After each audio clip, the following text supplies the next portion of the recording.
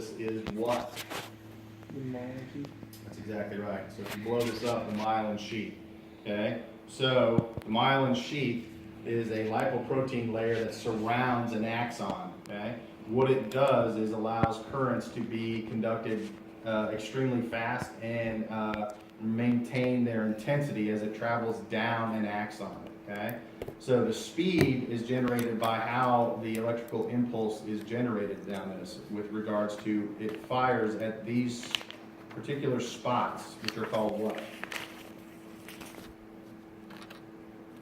Nodes of Ranvier. They're nodes of Ranvier, exactly. So they're highly concentrated sodium-potassium channels at these nodes that allow electrical to be generated. And oftentimes physiology textbooks will show the current looking like this as it travels down the axon, okay? So that's not an accurate representation. The electrical charge does not jump outside of the axon and then jump around the myelin sheath to the next node of Ranvier, okay? So it's basically, if you think about it, it's popping. So you have these nodes with these high concentration of sodium-potassium channels, and what happens is the current will go down like this, pop, pop, pop, pop, pop, pop, at each one of those nodes. How that increases the speed of conduction is now you don't have to travel down the entire length of the axon, okay, with regards to that. So you're only generating the actual potential at those nodes. So that's more efficient for you to have that electrical impulse conducted down a nerve.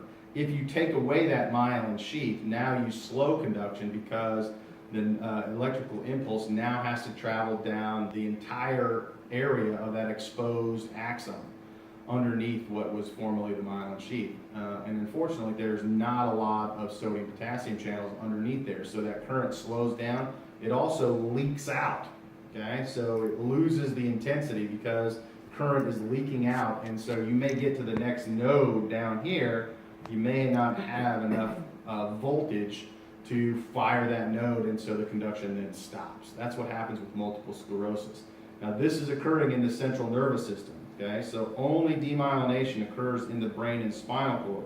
Everything else is normal in the peripheral nervous system with regards to myelin. So you can imagine now that if you have something that's affecting your CNS, and you have your afferent signals coming in and your efferent signals coming out, but your integration center is messed up, okay? Is it the afferent signal that's coming in that's not processed correctly? Or is it the efferent signal that comes out that leads to the symptoms that we see in multiple sclerosis? What do you think? Afferent or efferent? It's probably both.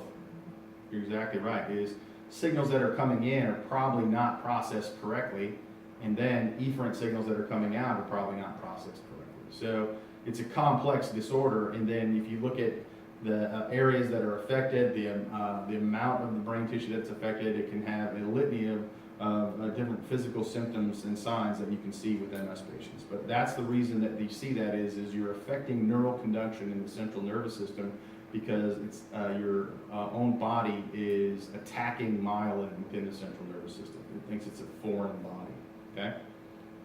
So go back and look at your structure of a neuron. Know what each of these sections are, okay? We won't talk about them in class because you should review that.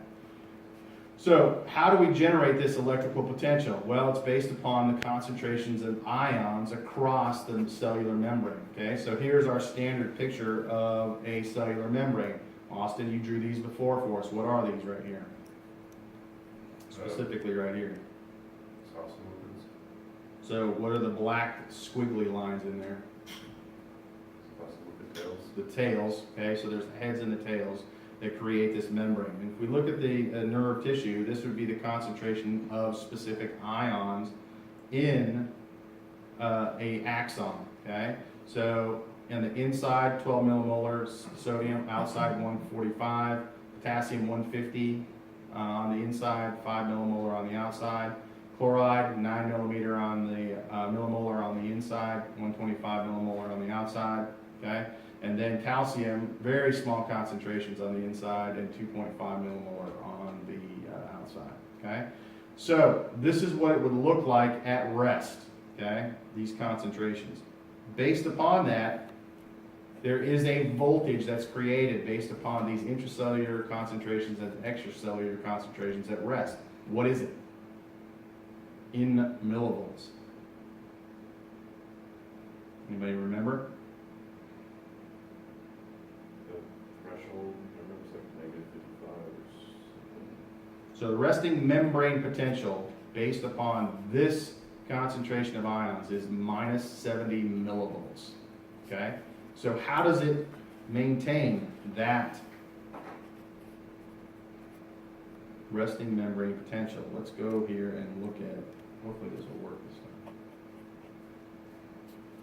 These videos I think are fantastic. I think the audio is not. The human brain alone contains about 100 billion nerve cells called neurons. A neuron, like every other cell, has positively and negatively charged ions inside and outside. Further, a resting neuron has a greater negative charge on the inside surface of the plasma membrane and a greater positive charge on the outside surface. This partitioning of charge creates a voltage difference across the membrane known as the resting membrane potential, which can be measured using a voltmeter. On average, an intracellular electrode records a value of minus 70 millivolts. The resting membrane potential depends on two factors. First, it depends on the presence of sodium and potassium gradients across the plasma membrane. Specifically, there are more sodium ions outside the neuron than inside, and more potassium ions inside the neuron than outside. Second, the resting membrane potential depends on the differential permeability of the plasma membrane to sodium and potassium ions. Leak channels in the plasma membrane allow sodium and potassium ions to diffuse or leak down their concentration gradients. The membrane contains many more potassium leak channels than sodium leak channels. Thus, the membrane is much more permeable, or leaky, to potassium ions. As positively charged potassium ions leak out of the neuron, the inside surface of the membrane becomes negatively charged compared to the outside surface. If potassium was the only ion moving, the potential would stabilize at minus 90 millivolts. However, positively charged sodium ions leak into the neuron, which slightly offsets the negative charge and raises the voltmeter reading to minus 70 millivolts. Sodium-potassium pumps actively transport sodium ions out of the neuron and potassium ions back in, compensating for the sodium and potassium leaks. Thus, the pumps help to maintain the resting membrane potential.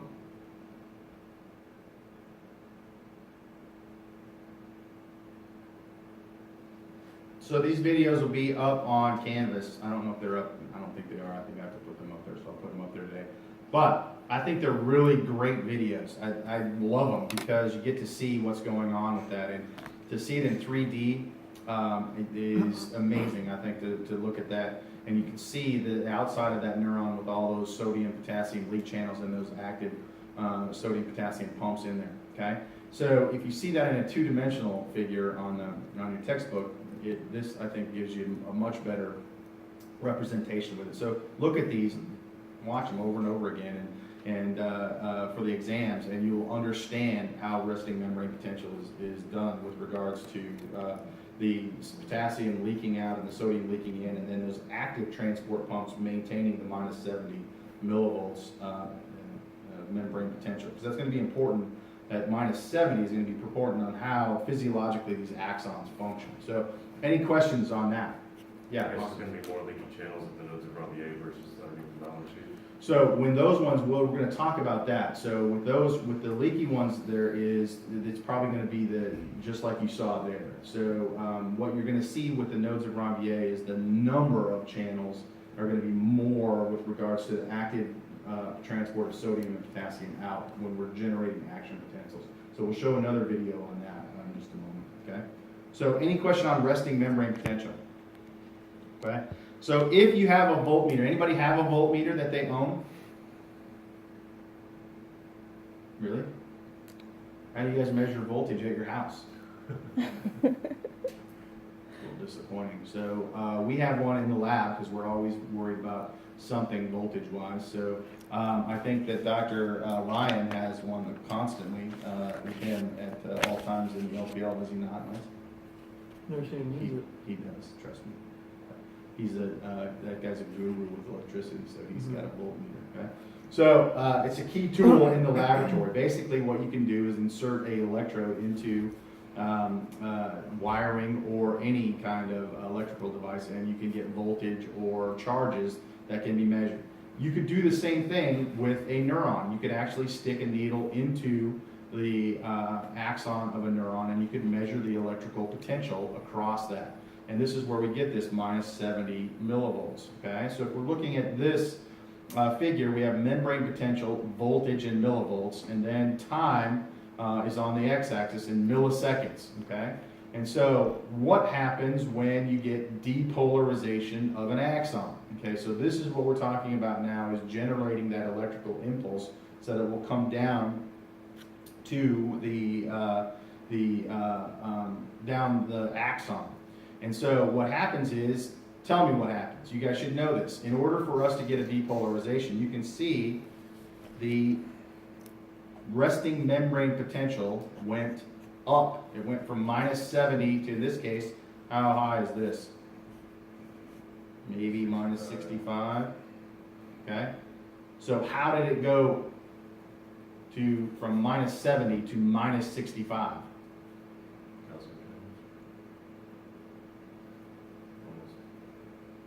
Think so? Take a look at this over here. So action potentials are going to be driven mostly by sodium and potassium, okay? But it's going to be based upon that gradient. So what you know is it went from minus 70 to minus 60, is that correct? Or minus 65. So it becomes less negative or more positive. So what's happening then? More positive ions are coming into the inside of the axon, is that correct? Okay. So let's see what happens when you have it. So here's a similar picture that we have with our axon here. Here's our voltmeter, and now we're looking at resting membrane potential again on our y-axis in millivolts. So we're down here at minus 70 again with the resting membrane potential, okay? So, and then we get a depolarizing stimulus. So a stimulus comes down from, let's say that this is a peripheral nerve, from the central nervous system or the nerve above it. And so that's going to create a cascade of events. So the first thing is the membrane depolarizes to the threshold. Voltage-gated sodium-potassium channels begin to open, okay? So that's right here. They begin to open, okay? And you can see that we now have an increase in that, or become less negative or more positive, okay? Then we get to this dotted line, which is a threshold. What does that mean? Once it crosses that threshold, it does the all or nothing deal where That's exactly right. That threshold, which is around 55, minus 55 millivolts, causes all of your sodium-potassium channels then to begin to open. If you don't get up to that threshold, what happens? You've already seen that. Whoops. In the previous slide. Okay. So we just saw depolarization did not get above to the minus 55 millivolts. It just went back down, okay? So the question is was there an impulse that traveled down the axon then in this situation with this minus 65 millivolts? No, did not, okay? In order for an impulse to travel down the axon, you have to reach that threshold, okay? So once we meet the threshold, then we get rapid entry of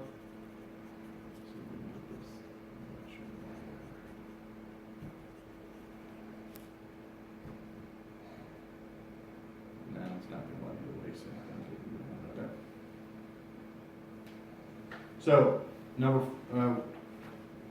rapid increase in sodium, and then our resting membrane potential obviously becomes more positive ions are coming in, it gets less negative, and we reach a peak of about plus 30 millivolts, okay? Then it starts to go down. So what's going down happening here at 5? So the sodium channels start closing, and these slower potassium channels now open up, okay? And so now potassium is moving from the cell to the extracellular fluid. So here we were pumping sodium in, now here we're pumping potassium out. So lowering that membrane potential back to closer to what it was before, and we then move it down to 7. What do you notice here at 7? What's going on? It goes below the resting potential. Yeah, so we're actually below our resting membrane potential right now, okay? So we could go down to minus 70, minus 80, okay? So we're hyperpolarizing it because these potassium channels remain open, okay? Around here, oops. Okay, here the potassium channels finally close about 3 milliseconds after we've had the impulse go down, and then we get the resting membrane potential, we'll come back to 70, okay? So everything that you saw in that video restores that resting membrane potential back to the minus 70 millivolts in there, okay? So this would be an action potential, okay? An action potential reaches that critical threshold of minus 55 millivolts, causing all of the potassium or sodium potassium channels to open, creating an electrical stimulus that looks like that. If you look at the bottom of the figure, you can see this is the same thing, but now we're looking at ion permeability and when the sodium channels are open and when the potassium channels are open based upon that timing, and the dashed line is the red line above. So the dashed line is the voltage that we were measuring up here, but the yellow sodium line and the blue potassium line is looking at the ion permeability, and you can see that the sodium channel is opening quicker, faster, okay, and then the potassium one slowly opens towards as the downslope of that action potential, okay. So it just shows you the time frame of what's happening with those sodium potassium channels. Any questions on action potential? Okay, we're going to talk about it in more. Okay, so here's the same thing, different picture of it if you want to look at it. I really like this one. This one is, I think, does it very nicely, and it gives you all the details that you need to know. But this one does in regards to, it looks at gives you a picture of these voltage gated sodium channels and the voltage gated potassium channels. Okay, so you can look at what's happening with the channels. We did the same thing on the previous graph, we just listed it in text rather than having pictures, okay? Depends on if you're a visual learner or not, but the same thing applies. You can see that it has the channels that are opening, but here it has the action potential. It shows what's happening during the resting state depolarization, repolarization, and hyperpolarization, okay? Questions on that? I think we have also video. Here's another one.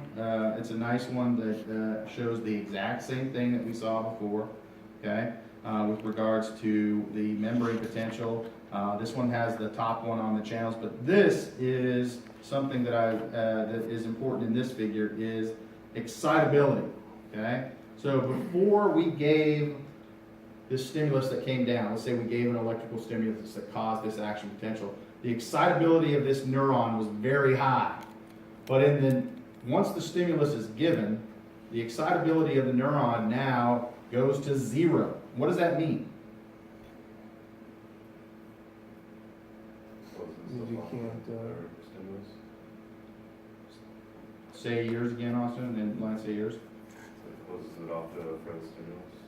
That's exactly right. So during that time frame from here to here, you cannot excite this neuron again. So you cannot generate another action potential, okay? So it has 0 excitability. No matter how much stimulus that you gave, like if we had an electrode in there that we were giving an electrical shock, we could not generate another action potential no matter how high it was because everything's going at once right now, okay? So once we went above that 50, minus 55 resting membrane potential, everything's going. So we can't hit it again and get anything to go any faster, okay? But out here from 2 to 4 milliseconds, what happens, okay? As we start to restore that resting membrane potential and restore the sodium and potassium channel or ion concentrations, we could, if we applied another stimulus at these points here, we could get a response from this neuron. And then it resets itself so it's back up to here to the high point, okay? So there are going to be times when you can't generate anything with regards to an impulse, and that is called this absolute refractory period. During this absolute refractory period, no stimulus can trigger another action potential, okay? So that's 0. All of this is this absolute refractory period. Now, as the membrane potential is restored in this area, that's the relative refractory period. During the relative refractory period, only a larger than normal stimulus can initiate a new action potential. So if we really hit this hard right here, here, or here, we could get another action potential, but it has to be greater than what was initially given here, okay? Any questions about that? So again, the same profile for membrane potential, looking at the action potential, the voltage, and then the components of sodium, potassium. This figure just adds the refractory periods on there for it. This one shows our sodium, potassium channels, okay? So at rest they're closed, sodium channels open, sodium channels closed, potassium channels open, okay? So it's the same thing, just a little different and added material. So if you were to look at this figure, this figure, this figure, this figure, then you get the same picture with regards to this tracing right here. Okay, there's nothing different in those tracings. There's just a little more information visually with regards to the channels if you want to look at that. And then this one, which is a nice one because it includes this refractory period, absolute and relative refractory period. Questions about that? Can you change your time of refractory depending on what training or rate of island shooting or? So with the regard, so can you change the slope of this? Is this what you're talking about? Typically, no, you can't do that. So typically, you're not going to have any more myelin sheath in there. So the myelin is not going to be with that. So we're going to talk about I think we have a next slide what will look like with regards to this. So, but typically, these are going to be all based upon those ion permeabilities. And so there's probably you're not going to get much training in regards to that with that relative refractory period. So the exercise would likely have very little on that. So then how does it get down an axon? Okay, so here's our axon in blue, and so we gave a stimulus here at the top of the axon, and you can see the charge, more positive on the outside, more negative at resting, and as we stimulate that, we're now bringing sodium into the axon, we're changing that resting membrane potential, okay? And each adjacent control is going to have, or each adjacent sodium potassium is going to respond to that impulse, and so it's going to carry that impulse down this axon, okay? So the next sodium potassium channels are going to fire, and so on and so forth as they carry this current down the axon, okay? So you can see the yellow is the electrical impulse that we're generating, starts at the top, and then it slowly moves its way down the axon, okay? And then you start to see the refractory region where we talked about where you're going to have, we'd have to either, there's going to be no stimulus that we can apply or a larger stimulus, okay? So why would you want that? So this now gives you an indication of why that refractory period. What time does this class start, Noah? I believe, So why was your plane late today? Or was it late? well, I got in at 10. So what kind of guy schedules a plane flight that knows that you're going to be late to class? Kind of guy that wants to save $300.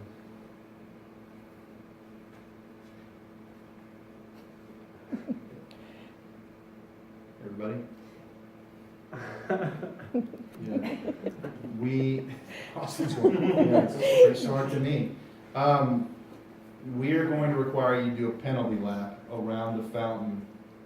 Actually, 2 of them because you're late. You're so late in regards to this. So, where were you? Las Vegas. And so what you're probably going to say to us next is what happens is Las Vegas stays in Las Vegas. Yeah, that's true. So we don't know what you did over spring break. Let's hope it was fun. It helps my case that it's my birthday yesterday. Oh. That happened in Vegas. Yeah. It's also the Sabbath day, so did you go to church? I did. It was, looked a little bit different than What? You're not Just helping. wearing I would church. just go ahead and stop now. I'm not helping with this. I finally turned 21. Yeah, are you 21? normal. So if we were to do a blood alcohol test on you right now, would you be above the legal? At this point, I'm good. Well, if it was your 21st birthday, should we give him Wendy's now changing her mind? She's the toughest one we have. Come on, Wendy. Come on, come through. We can hit the lizard lounge now. Oh my god. Home bar. That's where nobody wants to see you at home bar. I used So to. why does this refractory period now become important? This now gives you an indication why that refractory period is important. Somebody tell me. So channels close and now the action potential does not go backwards.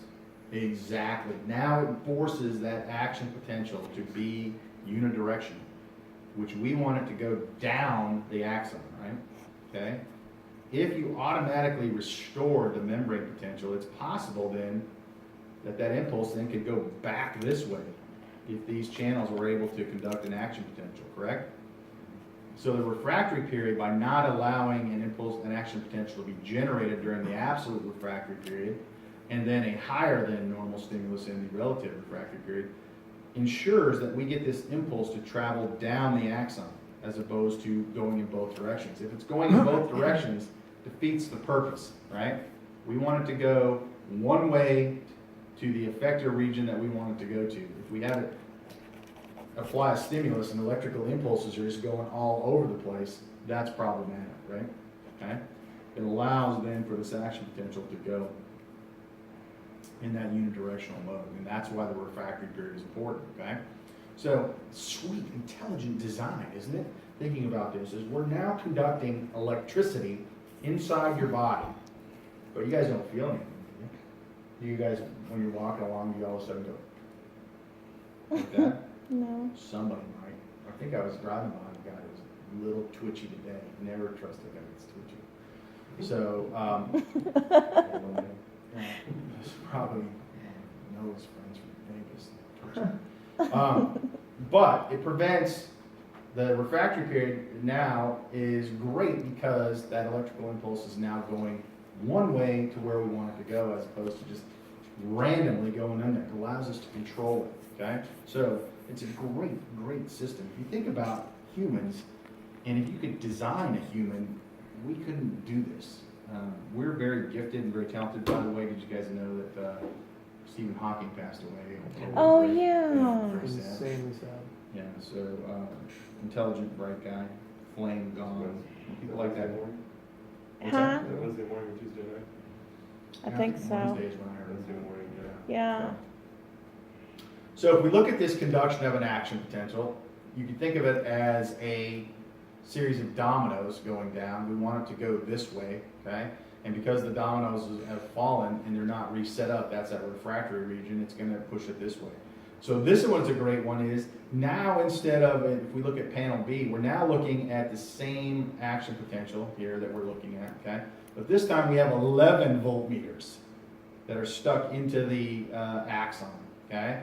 And so if you were to look at what was happening at each needle that we've placed along the axon, you should see a action potential, the start of the generation, and as it goes back down, get the hyperpolarization down here at the bottom, okay, is reflective of this electrode, But should be able to see these peaks travel down the axon at each one of these needles, indicating that this action potential is traveling down the axon, okay?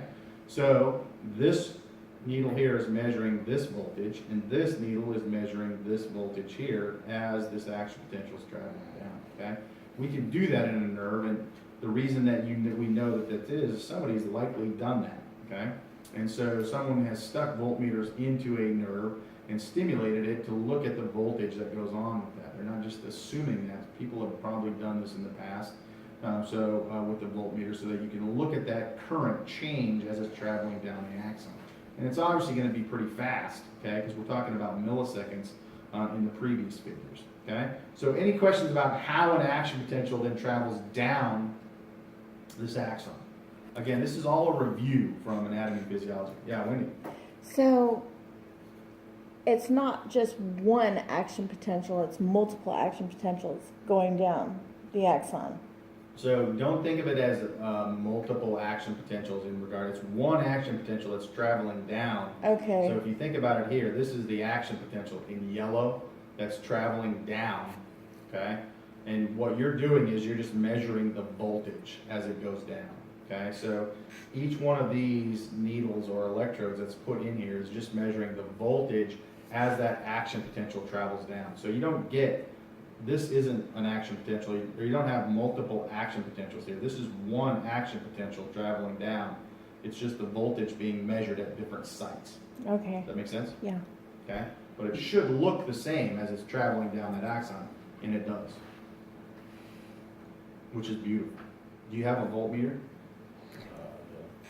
You are such a liar. I think I have one, but I never use it. Somebody gave me one like a long time ago, and it's in a box somewhere. You gotta get a nice It's flute. got like wires around it, black and red. Might be a voltmeter. That's very exciting that you have It's one. like a little blue box like this with a screen on it. So fluke, that's a great one. That's what we have, is a fluke one. Ours costs quite a bit of money, so, but we have to have what's going on with it. So, we need to know what's going on with our voltage. And Dustin is a great voltmeter guy. Is that right? I don't even know what it looks He doesn't even know. He doesn't even, I don't even have it in the lab. It's in my desk because someone will break it. Okay. So now let's take a look at what happens when you take myelin away. Okay. So here is the nodes of Ranvier. Okay. And so you can see that you have a lot of sodium potassium channels at these nodes. And what you have here is this action potential traveling down the axon. And the nodes allow basically the firing of that action potential to take place at the nodes rather than underneath the myelin. Okay? And so if you have multiple sclerosis,